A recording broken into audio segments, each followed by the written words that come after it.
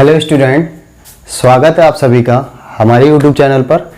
तो आप जैसा कि देख रहे होंगे थंबनेल पर, आज हम चर्चा करने जा रहे हैं क्लास 12th की प्रश्नावली 5.1 के प्रश्न संख्या 21 के बारे में। 20 तक के प्रश्नों का पिछली वीडियोस में हमने अध्ययन कर लिया था, और यदि आपको पिछली वीडियोस को देखना है तो आप हमारे यूट्यूब चैनल के प्लेलिस्ट पर जाइए, और प्लेलिस्ट पर जाकर चैप्टर वाइज आपकी प्लेलिस्ट बनी हुई है, तो वहां पर जाकर आप पिछली वीडियोस को आसानी से खोज सकते हैं और उनको पढ़ सकते हैं। तो 21 नंबर के अगर प्रश्नों को आप गौर करें तो लिखा हुआ है कि निम्नलिखित फलनों की सततता पर विचार कीजिए। ठीक है, तो f(x) बराबर लिखे हुए हैं फंक्शन, जैसे कि ये त्रिकोणमितीय फलन है। आपको जो हमने इंट्रोडक्शन पढ़ाया था इस चैप्टर का, तो आपको स्पष्ट हमने बताया था कि कोई भी बहुपदीय फलन हमेशा सतत होता है और त्रिकोणमितीय फलन भी हमेशा सतत होता है। तो कुछ पॉइंट्स लिखवाए थे जिनको आप पिछली वीडियोस में जाकर आसानी से देख सकते हैं। ठीक है, तो बेसिकली स्पष्ट देख रहे हैं ये त्रिकोणमितीय फलन है, तो ऑब्वियसली ये कंफर्म है कि ये सतत तो है ही है। हम इनको सॉल्यूशन करते हैं, तो ए नंबर को क्या करते हैं, हम सॉल्यूशन करते हैं। ठीक है, ए नंबर का हम सॉल्यूशन करते हैं, और f(x) बराबर हमारा कितना दिया है, sin x प्लस का cos x। इनको आसानी से और हल करना चाहें तो ये जो तीनों प्रश्न लिखे हुए हैं ना, इनको सरलतम रूप में बदल लीजिए। सरलतम रूप में अगर आप इनको बदल लेंगे तो इनको हल करने में आसानी हो जाएगी। तो सरलतम रूप में बदलने का कॉन्सेप्ट क्या है कि जो sin x लिखा हुआ है और cos x लिखा है, अगर इसमें हम √2 का गुणा और √2 का भाग दे दें। अब √2 का गुणा और √2 का भाग किस प्रकार से, sin x का गुणांक 1 है, cos x का गुणांक 1 है, इन दोनों का वर्ग करके जोड़ के करनी के अंदर करेंगे तो इक्वल टू में √2 ही निकलेगा। तो इसी √2 का हम गुणा कर देते हैं और इसी √2 का हम क्या कर देते हैं, भाग कर देते हैं, ताकि ये एक सिंपल यानी कि सरलतम रूप में कन्वर्ट हो जाए। तो √2 को हम ज्यों का त्यों लिखा रहने देंगे, अंदर करेंगे तो ये हो गया sin x। ठीक है, √2 का गुणा करेंगे तो 1/√2, और ये cos x, और √2 का गुणा करेंगे, ठीक है ना, बटे वाले का गुणा हो रहा है, बाकी ऊपर वाला लिखा हुआ है। ठीक है, तो 1/√2। ठीक है, √2 तो sin x, cos में ये कितने का मान होता है, cos 45 का होता है ना, cos π/4। ठीक है ना, cos x, sin में किसका मान होता है, 45 का, यानी कि sin π/4। ठीक है ना, तो √2 अगर ध्यान से देखें, sin a into cos b plus cos a into sin b, sin a plus b का फॉर्मूला बन गया। तो क्या कर देंगे, sin a यानी कि x और b यानी कि π/4। तो हमने जो f(x) हमारा जो फंक्शन दिया ना, उसको हमने एक सिंपल रूप में कन्वर्ट कर लिया।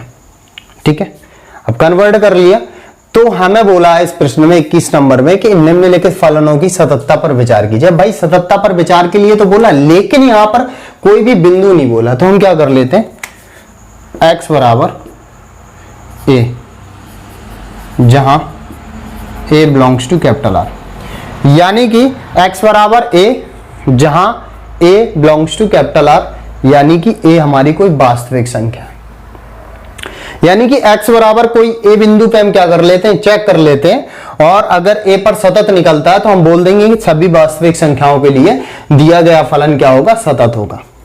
ठीक है, तो अब सतत असतत के लिए तो सीधा सा कॉन्सेप्ट है ना भाई, f(x) बराबर हमने निकाल लिया, तो हम क्या कर लेते हैं, सबसे पहले f(a) निकाल लेते हैं। ऐसा कोई लॉजिक नहीं है कि हम LHL RHL को ही पहले निकालें, हम किसी को भी पहले निकाल सकते हैं, हम फंक्शन की वैल्यू भी पहले निकाल सकते हैं। तो x बराबर a पर चेक कर रहे हैं ना, तो x की जगह पे a रख दिया, और √2 sin x की जगह a प्लस का π/4, यानी कि a पर जो हमने फंक्शन का मान ज्ञात किया, f(a) √2 sin a plus π/4 find हो गया। ठीक है ना, अब क्या करते हैं, LHL। ठीक है ना, और LHL लेंगे तो limit x tends to a negative. ठीक है, 1 मिनट।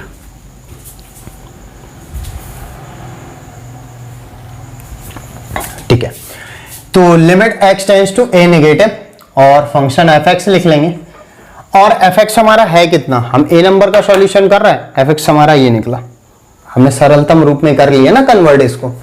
तो limit x tends to a negative और fx हमारा निकला √2 साइन x प्लस का पाई बाई 4। ठीक है, अब हमें x की जगह पे जो वैल्यू रखनी है वो a से क्या करनी है, कम रखनी है। x tends to a negative यानी कि x की जो वैल्यू रखनी है a से थोड़ा सा कम, नेगेटिव का मतलब a से थोड़ा सा कम, तो √2 साइन x की जगह पे हम a माइनस का h रखेंगे, x की जगह पे a माइनस h और ये पाई बाई 4। ठीक है ना, और लिमिट h टेंड्स टू 0 √2 और ये साइन, ठीक है ना भाई। और अभी क्या करते हैं, a प्लस का पाई बाई 4 लिख लेते हैं और माइनस का h कर लेते हैं। h को क्यों हमने अलग किया, क्योंकि h हमारा एक्चुअल 0 है। ठीक है ना, और 0 क्यों यूज कर रहा है अभी आपको फॉर्मूला जब हम हल लगाते हैं यहाँ पे आगे, तो फॉर्मूला कौन सा लग रहा है, साइन a माइनस बी वाला। तो sine a minus B equal कितना होता है, sine a into cos B minus का cos a into sine B. ठीक है, यही फॉर्मूला हम यूज कर लेते हैं। और h हमने इसलिए अलग से लिख दिया क्योंकि h डायरेक्ट 0 हो जाएगा, तो एक स्टेप इनमें कोई भी 0 होगा ना तो आसानी से कैलकुलेशन हल हो जाएगी। ठीक है, तो लिमिट h टेंड्स टू 0 √2। ठीक है, साइन a यानी कि a प्लस का pi by 4 into cos b यानी कि कॉस h माइनस का कॉस a यानी कि a प्लस का pi by 4 into sine b यानी कि h। ठीक है, अब हम h का अगर मान रख देते हैं तो ध्यान दीजिएगा आप कि साइन a प्लस का पाई बाई 4 और कॉस h यानी कि 0 माइनस का कॉस a प्लस का पाई बाई 4 और साइन h यानी कि साइन 0, और साइन 0 का मान तो 0 होता है। तो कितना हो जाएगा ये कुल मिला के साइन a प्लस का पाई बाई 4 और कॉस 0 तो 1 हो जाएगा ना, कॉस a प्लस का पाई बाई 4 और साइन 0 तो 0 हो जाएगा भाई, ये 0 खत्म, बचा कितना √2 साइन a प्लस का पाई बाई 4। ठीक है, ये हमने निकाल लिया LHL। ठीक है, अब सेम प्रोसेस हम क्या करेंगे, RHS को हल करेंगे। ठीक है ना, RHS हल करते हैं, मार्कर चेंज कर लेते हैं। तो RHL लेते हैं अब, तो limit x tends to a positive और fx। ठीक है, तो इसको हल करते हैं। Limit x tends to a positive और fx हमारा कितना √2 साइन है कि नहीं x प्लस का पाई बाई 4। और अब हमें क्या करना है, x की जगह पे मान जो रखना है a पॉजिटिव यानी कि a से थोड़ा ज्यादा, तो h टेंड्स टू 0। ठीक है ना, √2 और ये कितना हो जाएगा साइन x की जगह पे कितना रखेंगे a प्लस का h क्योंकि a से थोड़ा ज्यादा पाई बाई 4। ठीक है ना, तो लिमिट h टेंड्स टू 0 √2 और इसको कन्वर्ट करके हम थोड़ा सा इसी रूप में बिल्कुल जैसे इसको हल किया सेम वैसे ही हल करते हैं। तो साइन तो क्या कर लेते हैं a प्लस का पाई बाई 4 अलग से और प्लस का h। यहाँ पर गौर कर सकते हैं आप साइन a प्लस बी का फॉर्मूला, तो साइन a प्लस बी कितना होता है, sine a plus B equal जो होता है sine a into cos B plus का cos a into sine B. ठीक है, ये फॉर्मूला लग रहा है, तो फॉर्मूला लगाते हैं। लिमिट h टेंड्स टू 0 √2, तो फॉर्मूला लगाएंगे तो साइन a यानी कि a प्लस का pi by 4 into cos b यानी कि कॉस h प्लस का कॉस a यानी कि a प्लस का pi by 4 into sine b into sine h हो जाएगा। ठीक है ना, अब जाहिर सी बात है भाई h का मान रखेंगे तो ये तो खत्म हो जाएगा, यहाँ पर 1 होगा। कुल मिला के अगर h की जगह पे वैल्यू पुट कर देंगे तो ये cos h जाहिर सी बात है 1 हो गया था और ये वाला 0 हो जाएगा, तो बचेगा कितना √2 साइन a प्लस का पाई बाई 4। ठीक है ना, तो गौर कीजिए आप, हमने जो फंक्शन का मान निकाला था वो root two sine a plus pi by four. LHL जो निकाला था root two sine a plus pi by four, और RHL जो फाइंड किया था root two sine a plus pi by four. ठीक है ना, निकला ना भाई। तो क्या लिखेंगे, चूंकि LHL बराबर RHL बराबर फंक्शन, ठीक है ना, बराबर, और अतः दिया गया फलन सभी वास्तविक संख्याओं के लिए सतत है। ठीक है ना, क्या है, सतत है। तो जो दिया गया फलन है सभी वास्तविक संख्या, क्यों, क्योंकि हमने जो a बिलोंग्स टू किया था ना रियल नंबर से, यानी वास्तविक संख्या, और a के लिए क्या निकला भाई, सतत निकला। अब a क्या है, कोई भी वास्तविक संख्या, तो इसलिए तो हमने लिखा अतः दिया गया फलन सभी वास्तविक संख्याओं के लिए सतत है। क्लियर आपको? तो वीडियो पॉज करके इसे नोट कर लीजिए।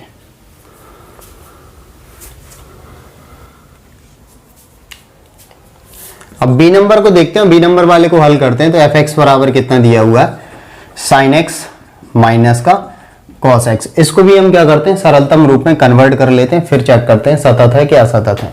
तो fx बराबर, इसमें भी क्या करना है हमें, रूट टू से गुणा और रूट टू से भाग साइन एक्स माइनस का कॉस एक्स। अभी जस्ट हमने हल किया ना, पहले वाले में क्या था, साइन एक्स प्लस का कॉस एक्स, ठीक है ना, और ये साइन एक्स का माइनस का कॉस एक्स। तो जाहिर सी बात है रूट टू रहेगा, और अंदर क्या रहेगा, sine X one by root two minus का cos X one by root two. ठीक है ना, और एफ एक्स बराबर रूट टू साइन एक्स, इसकी जगह पे कितना हो जाएगा, कॉस 45 यानी कि पाई बाई 4 के रूप में लिखेंगे। ठीक है, और ये कॉस एक्स, और ये भी क्या हो जाएगा, साइन पाई बाई 4। जाहिर सी बात है sine A into cos B minus का cos into sine B, sine A minus B का फॉर्मूला बन गया ये। तो root two sine X minus का पाई बाई 4। ठीक है ना, सेम पहले वाले की तरह कन्वर्ट हो गया ए नंबर वाले की तरह, बस डिफरेंस सिर्फ इतना है कि यहाँ पर प्लस था तो साइन ए प्लस बी का फॉर्मूला बना था, ये माइनस है तो साइन ए माइनस बी का फॉर्मूला बन गया। तो हम सबसे पहली चीज क्या कर लेते हैं, फंक्शन का मान ज्ञात कर लेते हैं। किस पर, x बराबर a पर, जहां a belongs to capital R. ठीक है, कैपिटल आर यानी कि वास्तविक संख्याओं के लिए। तो फंक्शन का मान ज्ञात करते हैं, अगर a इस पे रखते हैं तो root two sine a minus का पाई बाई 4। ठीक है, बात क्लियर। और अब क्या करते हैं, LHL ले लेते हैं। Limit x tends to a negative और fx, ठीक है ना, limit x tends to a negative, और फंक्शन हमारा कौन सा आएगा, फंक्शन आ जाएगा हमारा ये सरलतम रूप हमने लिखा root two sine x minus का पाई बाई 4। ठीक है ना, ये आ गया। और अब क्या करते हैं, x की जगह पे वैल्यू पुट करते हैं और x का मान a से थोड़ा सा कम रखते हैं, तो h tends to 0 root two, और x की जगह पे हमें क्या करना, a से थोड़ा मान कम, यानी ये माइनस h माइनस का pi by 4।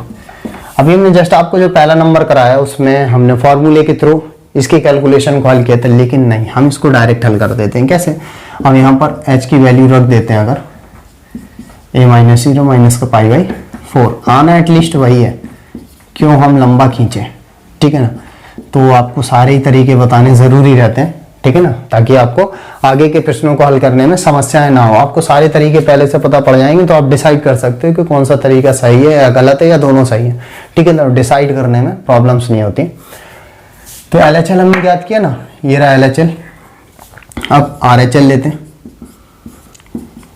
Limit x tends to a positive fx, अब limit x tends to a positive fx, यानी कि हमारा कौन सा रहा, root two sine x minus pi by 4, root two sine x minus का pi by 4। अब यहाँ पे क्या करना है, हमें x का मान क्या करना है, a से थोड़ा ज़्यादा रखना है, तो root two sine a plus का एच माइनस का पाई बाई 4, ठीक है ना। लिमिट एच टेंस टू 0 √2, चलो ठीक है। हम क्या करते हैं, हम डायरेक्ट एच की वैल्यू क्या कर देते हैं, हम पुट कर देते हैं। तो लिमिट जब हम h की वैल्यू पुट कर देंगे तो क्या है, जाहिर सी बात है, जब h की वैल्यू पुट कर देंगे तो भाई h का मान सीधा सीधा रख देंगे, यानी कि √2 साइन। और याद रखिए जब वो वैल्यू हम पुट कर देते हैं, जैसे h का मान रख देंगे तो ये लिमिट क्या होगी, हट जाएगी, ठीक है ना। अगर हमने h की वैल्यू पुट कर दी तो लिमिट खत्म। लिमिट का रोल कब तक है, जब तक हमने उसका मान नहीं रखा, इसके बाद लिमिट खत्म। यानी कि अपने वैल्यू को मान रख देते हैं h की जगह पे, a प्लस एच की जगह पे 0 माइनस का पाई बाई 4, ठीक है ना, √2 साइन a माइनस का पाई बाई 4।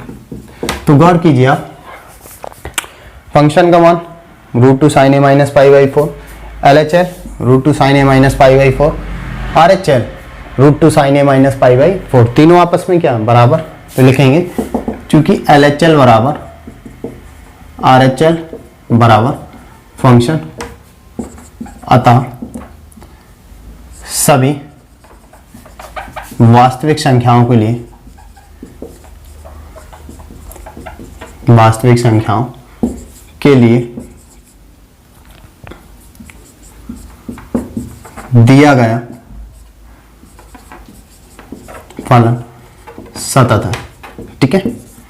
अतः सभी वास्तविक संख्याओं के लिए दिया गया फलन सतत है। तो आपको हमने पहले जो सॉल्व कराया था इस वाले को, हमने फॉर्मूले के थ्रू LHL RHL को हल किया था, ठीक है। एक वो भी तरीका आपका उचित तरीका होता है।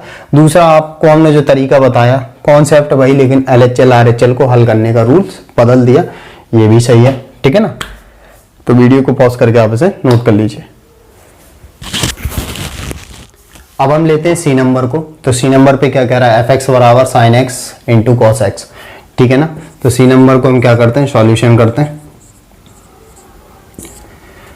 तो fx बराबर हमारा जो लिखा हुआ है, कितना लिखा हुआ है, sine x into cos x. इसको भी हम क्या करेंगे, एक सिंपल यानी कि सरलतम रूप में कन्वर्ट करेंगे।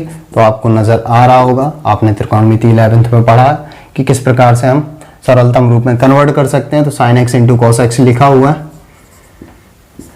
सरलतम रूप में कन्वर्ट करने के लिए 2 का गुणा 2 का भाग कर देंगे, और 2 का गुणा 2 का भाग करेंगे तो fx, तो ऊपर क्या बन गया, 2 sign A into cos B.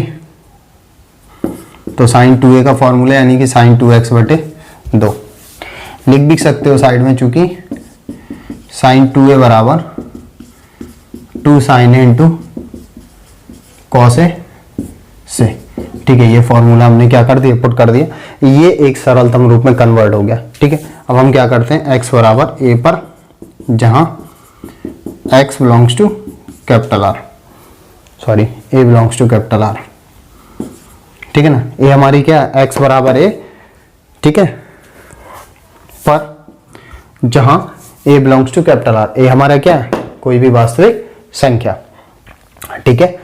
तो सबसे पहले हम फंक्शन का मान ज्ञात कर लेते हैं a पर।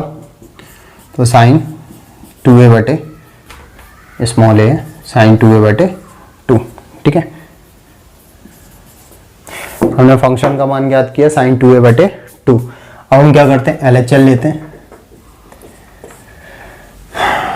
तो LHL लेते हैं, limit x tends to a negative और fx हमारा कितना, x tends to a negative, और fx जो कि हमारा कितना निकला, साइन 2x बटे 2।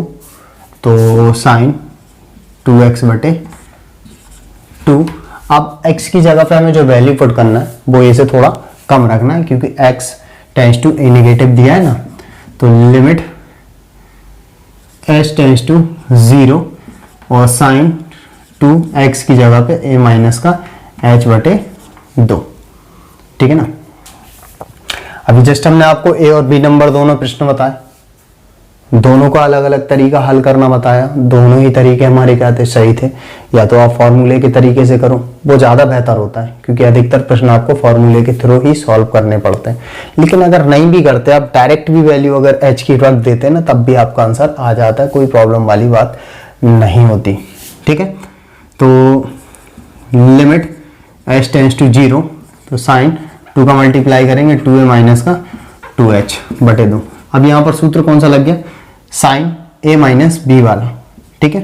तो लिमिट s टेंस टू 0, तो sine a into cos b minus cos a into sine b, ठीक है ना। तो sine into cos B minus cos into sine B के कॉन्सेप्ट पे हमने इसको पुट कर दिया। अब एच का मान क्या कर देते हैं, हम यहाँ पर रख देते हैं। तो sine 2a cos 2 into 0 minus cos 2a sine 2 into 0 बटे 2। भाई बचेगा क्या, ये तो 1 हो जाएगा, ये 0 हो गया ना। साइन 2a और कॉस 0 का मान 1, और ये क्या हो जाएगा, साइन 0 हो जाएगा ना, और साइन 0 का मान 0, ये वाला पार्ट खत्म, बचा कितना, बटे में 2, यानी कि साइन 2a बटे 2। ये क्या निकाला हमने, LHL, ठीक है ना। अब RHL निकालते हैं, RHL निकालते हैं। Limit x tends to a positive और fx हमारा कितना, limit x tends to a positive, हमारा fx है साइन 2x बटे 2, ठीक है। अब x की जगह पे हमें जो वैल्यू पुट करनी है a से ज़्यादा, ठीक है ना, इससे ज़्यादा पुट करनी है।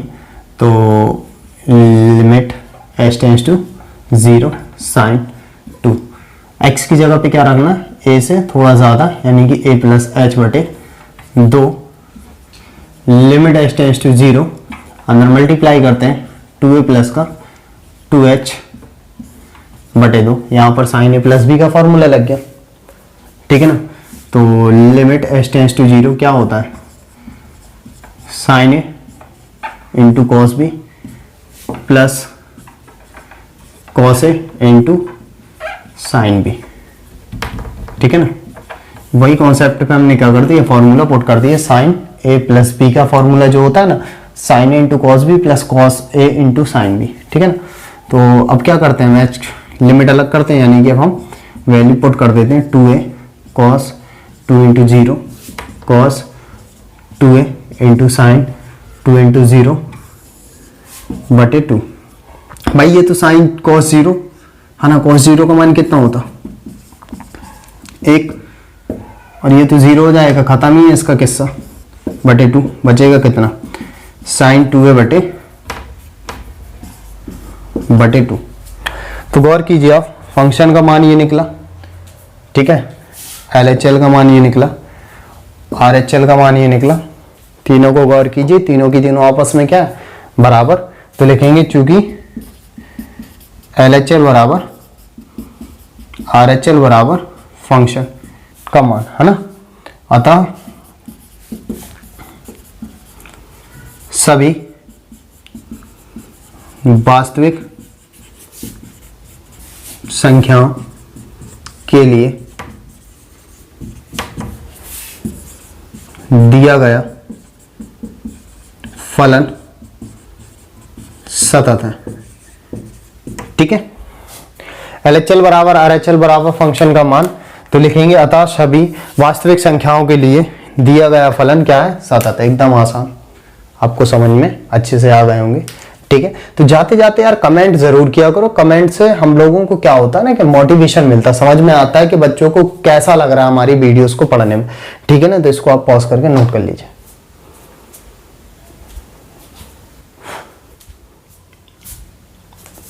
अब प्रश्न संख्या 22 को देखते हैं। तो प्रश्न संख्या 22 पे कह रहा है कि कोसाइन, कोसेकेंट, सेकेंट और कोटेंजेंट फलनों के सतत पर विचार कीजिए। इनके सततता पर विचार करना है। तो चूंकि हमने देखो आपको सबसे पहले इंट्रोडक्शन पार्ट जब पढ़ाया था सततता तथा कलिता वाले चैप्टर का, तो उसमें स्पष्ट आपको बताया था कि कोई भी त्रिकोणमितीय फलन हमेशा सतत होता है और बहुपदीय फलन हमेशा सतत होता है, ठीक है। तो कोसाइन का मतलब समझ रहे हैं आप, कोसाइन का मतलब है कॉस, कोसेकेंट का मतलब समझ रहे हैं कोसेक, सेकेंड का मतलब समझ रहे हैं सेक, कोटेंजेंट का मतलब समझ रहे हैं कॉट, कॉस, कोसेक, सेक और कॉट। इनकी सततता के बारे में हमसे पूछ रहा है, ठीक है।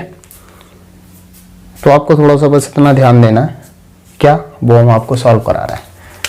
सबसे पहली चीज हम क्या कर लेते हैं, साइन ले लेते हैं, साइन एक्स कॉस एक्स ले लेते हैं, और हाँ दोनों को पहले हम क्या करते हैं, सतत करते हैं, ठीक है। पहले इनको क्या करते हैं, सतत चेक करते हैं। तो हालांकि साइन है नहीं इस पे, आप ध्यान दीजिए, हालांकि साइन है नहीं है इस पे, कॉस है, कोसेक है, सेक है, कॉट है, लेकिन आपको एक छोटा सा टर्म्स बताना है। टर्म्स कैसा बताना है कि जो त्रिकोणमितीय सारणी आप याद कीजिए कि 0 से लेकर 90 तक के जो मान थे, याद आया, जिसमें सारणी एक बॉक्स बनाया था ना, 0, 30, 45, 60, 90 जो मान थे ना, उस पे कॉस और साइन वाले में आप याद कीजिए 90 तक में किसी का अनंत मान था क्या, नहीं था। tan कॉट सेक कोसेक में अनंत थे, और अनंत को हम क्या बोलते हैं, अनंत को दूसरी लैंग्वेज में क्या बोलते हैं, अनडिफाइंड, मतलब परिभाषित नहीं है, ठीक है ना। और जो फलन परिभाषित नहीं है ना भाई, जब वो परिभाषित नहीं है तो काहे का सतत, तो सतत नहीं होता वो, बात समझ रहे हैं ना। अगर परिभाषित नहीं है तो सतत नहीं होगा। तो इसको ध्यान से समझिए। सबसे पहली चीज हम एफ को चेक करते हैं, एफ नहीं, चलो कॉस ही ले लेते हैं यार, चलो क्यों ज्यादा जाते हैं, अपन इसी के बारे में बात करते हैं। सबसे पहली चीज हम लेते हैं एफ बराबर, ठीक है, कॉस एक्स, कॉस का मतलब कॉस एक्स लिखेंगे। अब सततता पर विचार करना है, एक्स बराबर ए पर, जहां ए बिलोंग्स टू कैपिटल आर, ठीक है ना भाई। तो सबसे पहली चीज हम क्या करते हैं, इसको ए नंबर मान लेते हैं, ठीक है। तो सबसे पहली चीज x बराबर a पर फंक्शन का मान ज्ञात कर लेते हैं, क्योंकि cos की सबसे पहले सततता की जांच कर रहे हैं, कोसाइन यानी कि cos, ठीक है ना। और x की जगह पे क्या करना, a पुट करना, कितना निकला है, cos है। अब चूंकि मैंने बोला ना कि जो साइन होता है, cos होता है, इसमें 0 से लेकर 90 तक की जो त्रिकोणमितीय फलन के जो मान होते हैं, वहां पर कहीं पर भी अनंत मान नहीं आता है, यानी कि टोटली परिभाषित होते हैं, है कि नहीं। अनंत का मतलब होता है परिभाषित नहीं है, अपरिभाषित। अनंत का मतलब अपरिभाषित। तो भाई कॉस और साइन में अनंत आता ही नहीं है, अनंत 90 तक की वैल्यू में, है ना। जब अनंत आता ही नहीं है तो ये हर पॉइंट्स पे क्या होंगे, सतत होंगे भाई। लेकिन कोसेक में अनंत आता है, कोसेक में अनंत आता है, किसका मान होता है, कोसेक 0 का मान अनंत होता है। सेक का मान अनंत आता है, क्योंकि सेक 90 का मान अनंत होता है। कॉट पे मान अनंत आता है, क्योंकि कॉट 0 का मान अनंत होता है। तो सिर्फ इसके उन्हीं बिंदुओं पर ये परिभाषित नहीं होंगे, यानी कि उन बिंदुओं पर जहां पर कोसेक, सेक और कॉट के मान अनंत होते हैं, सिर्फ उन पॉइंट्स पे ये तीनों फलन आपस में क्या होंगे, सतत नहीं होंगे। सिर्फ उस पॉइंट्स पे, जिस पॉइंट्स पे मान अनंत आता है, बाकी सभी बिंदुओं पर सतत हो जाएंगे। कौन, कोसेक, सेक और कॉट, ये तो प्रत्येक बिंदु पर सतत निकलेगा, कॉस और साइन, क्योंकि कॉस और साइन पे कभी भी अनंत मान नहीं आता। आप सॉल्व करके देख लीजिए, कोई भी मान रख लीजिए, कॉस साइन में कभी अनंत आता ही नहीं है। और जब अनंत नहीं आता ना, तो ये हर पॉइंट्स पे क्या होते हैं, सतत होते हैं। भाई सतत कब होंगे, जब परिभाषित होंगे तो सतत होंगे। बात क्लियर ना। तो ये फंक्शन का मान ज्ञात किया cos x, ठीक है ना। अब कोसाइन लिखा है ना, उसको cos x लिखना पड़ेगा हमको स्वयं से। ये मत सोचिए सर जी कोसाइन मतलब क्या, भाई कोसाइन मतलब होता है cos, इसको फंक्शन के रूप में लिखेंगे fx बराबर तो cos x लिख देंगे, ठीक है ना। तो x बराबर a पर, जहां पर a belongs to capital R, यानी कि a हमारा कोई भी वास्तविक संख्या है, तो फंक्शन का मान ज्ञात किया। अब LHL लेंगे, limit x tends to a negative fx, ठीक है ना, limit x tends to a negative, और fx हमारा कितना है, ये रहा ना cos x, और लिमिट h टेंड्स टू 0, और x की जगह पे जो मान रखना हमें, x की जगह पे जो मान रखना है ये से थोड़ा कम, a माइनस का h, ठीक है। और भाई यहां पर फॉर्मूले से भी हल करना चाहेंगे ना, limit h tends to 0 cos a minus B, तो क्या होता है cos a माइनस बी का, cos A into cos B plus sine A into sine B. और भाई अगर मान रखते हैं ना कॉस ए कॉस एच की जगह 0, साइन ए और एच की जगह पे 0। भाई ये 0 तो ये खत्म, इसका मान 1 होता है तो बचा कितना कॉस ए। LHL कितना निकला कॉस ए। RHL निकालते हैं। Limit x tends to a positive fx और limit x tends to a positive और fx हमारा कितना cos x और लिमिट h टेंड्स टू 0 करेंगे। अब x की जगह पे जो वैल्यू रखनी a से ज्यादा cos a प्लस b का फॉर्मूला, ठीक है ना। तो cos a into cos b minus sine A into sine B.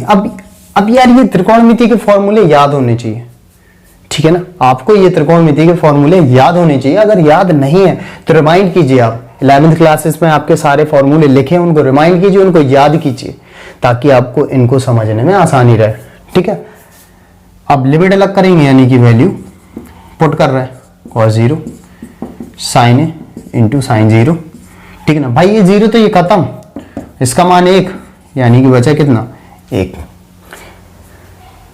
Function का मान cos है, LHL cos है, RHL cos है, तो लिखेंगे चूंकि LHL बराबर RHL बराबर फंक्शन, ठीक है ना।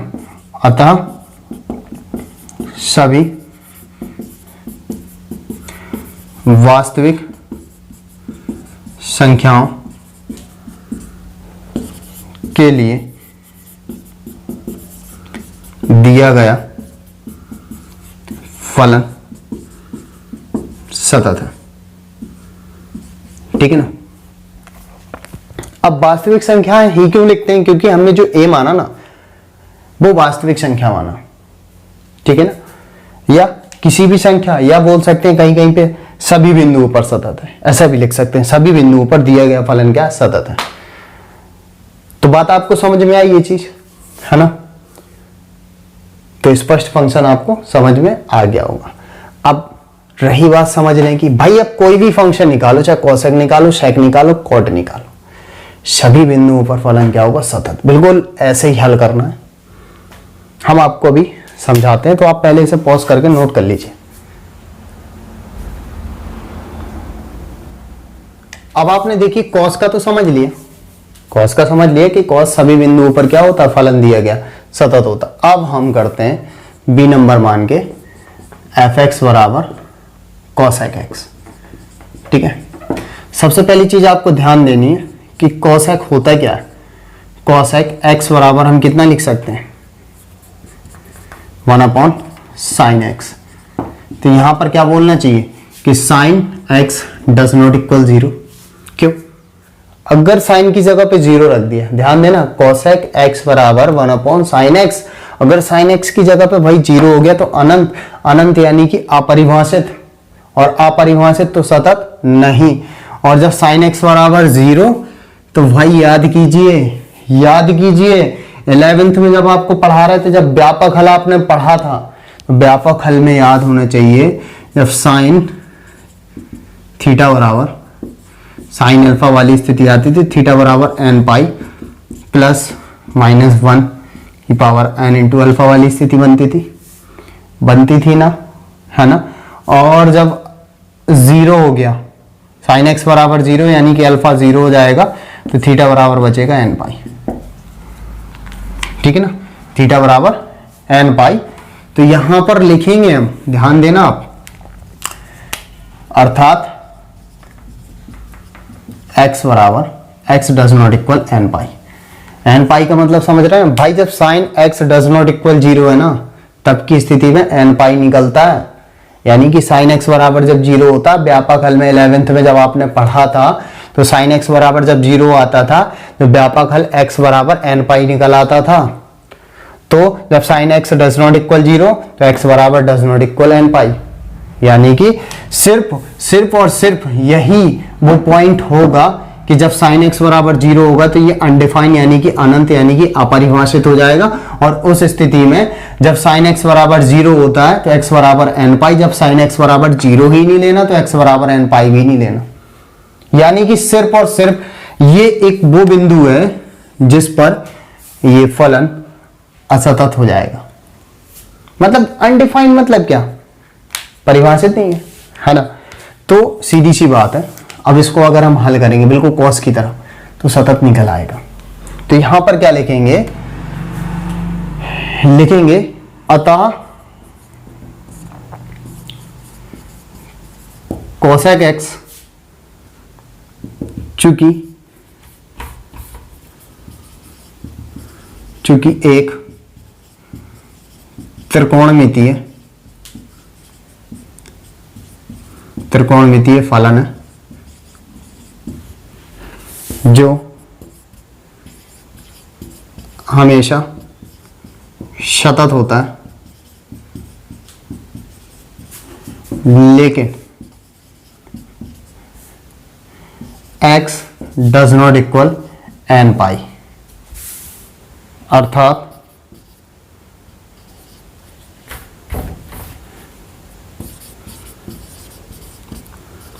अर्थात केवल x does not equal N pi पर ही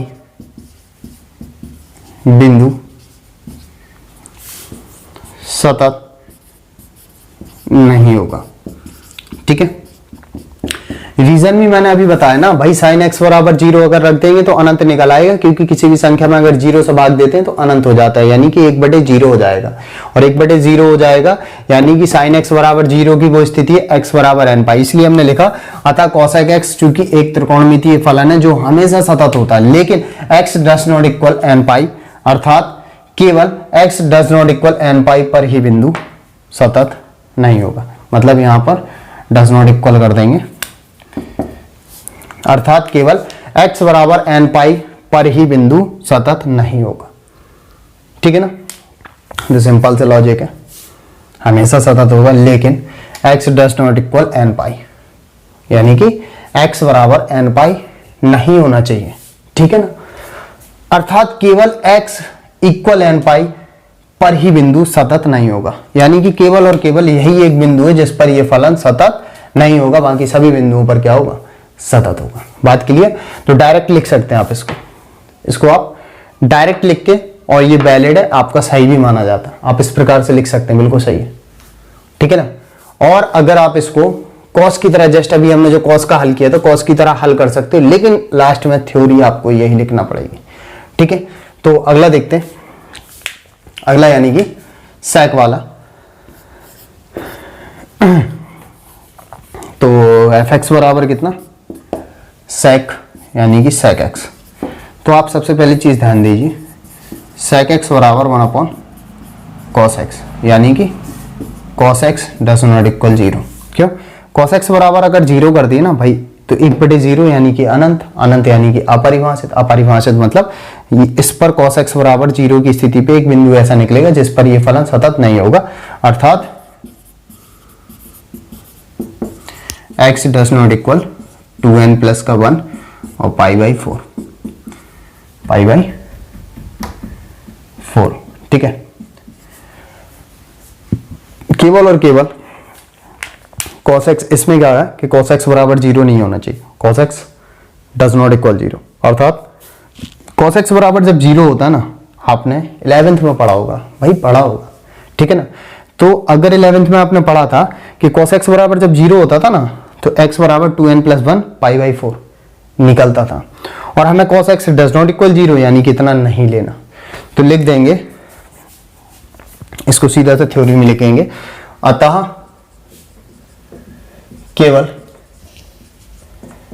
x बराबर 2n प्लस 1 π/4 बिंदु को